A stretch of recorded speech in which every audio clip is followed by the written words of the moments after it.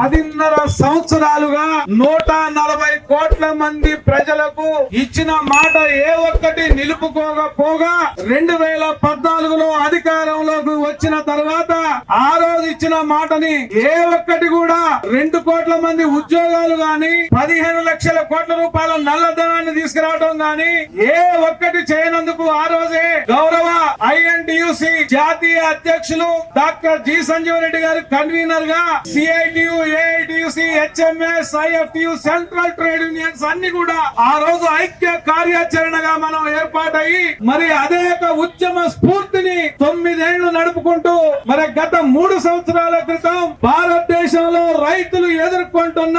MSP గాని మిగతా రైతు సమస్యల పట్ల ముక్త కంఠంతో ఈశాన్య రాష్ట్రాల నుంచి పశ్చిమ రాష్ట్రాల వరకు మొదలైన రైతు ఉద్యమం నరేంద్ర మోడీని కునుకు లేకుండా చేసిందనేది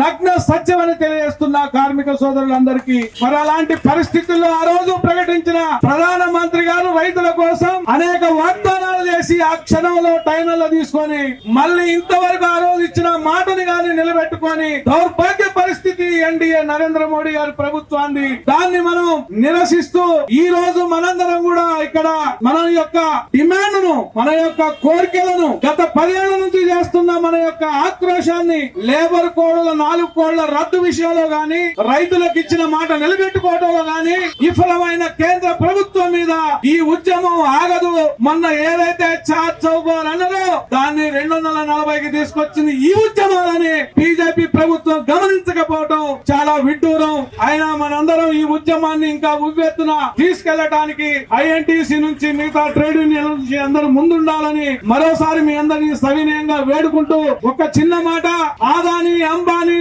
అలాంటి చోక్సీ లాంటి వాళ్ళకి కేంద్ర ప్రభుత్వం 6 లక్షల కోట్లు రద్దు చేసిన ఇవాళ ఈ తెలంగాణ ప్రభుత్వం మనం ఇచ్చినాం, మనం తెచ్చుకున్నాం. మన రైతు సంఘాలు, మన కార్మిక సంఘాలు సూచించిన మేరకు ఈ యొక్క ప్రజా ప్రభుత్వం నడుచుకుంటుందని మేము సగౌరవంగా తెలియజేసుకుంటున్నాం. దానిలో భాగంగానే నిన్న ముఖ్యమంత్రి గారు రేవంత్ రెడ్డి గారు ఏదైతే ఆదాని 100 కోట్ల రూపాయలు ఈ తెలంగాణ రాష్ట్రానికి ఇచ్చిండో దాన్ని వెనక్కి పంపడంలోనే ఈ యొక్క తెలంగాణ ప్రభుత్వం పెట్టుబడిదారీ వర్గాలను మేము ఆహ్వానించడానికి నిదర్శనం అని మరోసారి మీ అందరికీ తెలియజేస్తూ